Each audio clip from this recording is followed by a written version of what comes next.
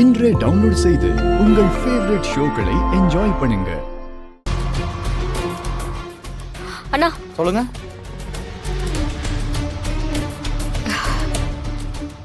Ramesh sir சரக்கு delivery பண்ண சொல்லியிருந்தாங்க. ஆமா, எடுத்து உள்ள வை. இருக்கு, எடுத்துக்கோங்க. ஒரு நிமிஷம் இருமா, வந்துடுறேன். சரிங்க சார்.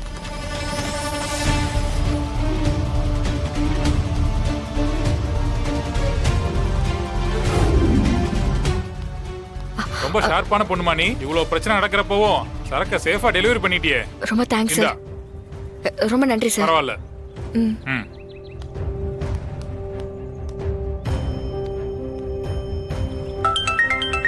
ஹலோ சார், சரக்கு டெலிவரி பண்ணிட்டேன். பணமும் கொடுத்துட்டாங்க. சந்தோஷமா? பணத்தை உன் தேவைக்கு எடுத்துக்கோ. ஒன்னும் அவசரம் இல்ல, பொறுமையா திருப்பி கொடுத்தா போதும். என் பேரை காப்பாத்துறதுக்கு தான் இன்னைக்கு சரக்கு டெலிவரி பண்ணணும்னு நினைச்சேன். ராமச்சந்திர மருமக, நீ என் பேரை காப்பாத்திட்ட. ரொம்ப நன்றி சார். சரிமா? சரிங்க சார்.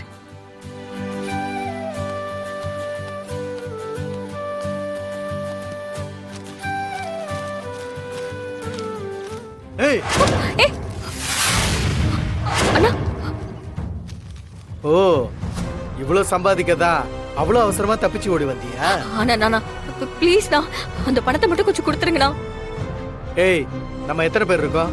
4 பேர் பிரகாஷ். இந்தா ஆளுக்கு பாதி எடுத்துக்கலாம். இது ஓம் பங்கு. அண்ணா ஆ? இல்ல அண்ணா, இதை நாங்க பிரிச்சுக்கிறோம். அண்ணா ப்ளீஸ் போலாமா? அண்ணா தயவு செஞ்சு புரிஞ்சுக்கோங்கண்ணா. அங்கே மாமனார் உயிருக்கு போராடிட்டு இருக்காருண்ணா. சீக்கிரமா பணத்தை கொண்டு போய் ஹாஸ்பிட்டல்ல கட்டி ஆகணும்ண்ணா. ப்ளீஸ்ண்ணா கொஞ்சம் பார்த்து கொடுங்கண்ணா. அம்மா, நான் ஆரம்பத்திலே சொன்னேன், நாங்க எல்லாரும் இன்னைக்கு தொழில விட்டுருக்கோம். அதையும் மீறி நீ சவாரி ஓட்டினா என்ன அர்த்தம்?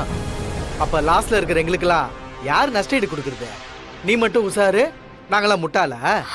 அண்ணா ப்ளீஸ்ண்ணா, அண்ணா கொஞ்சம் புரிஞ்சுக்கோங்கண்ணா. அண்ணா என்னோட நிலைமை அந்த மாதிரிண்ணா, அதனால தானே சவாரி எடுத்தேன். எந்த நிலைமையும் காது கொடுத்து கேட்கிற நிலைமையில நாங்க இல்ல.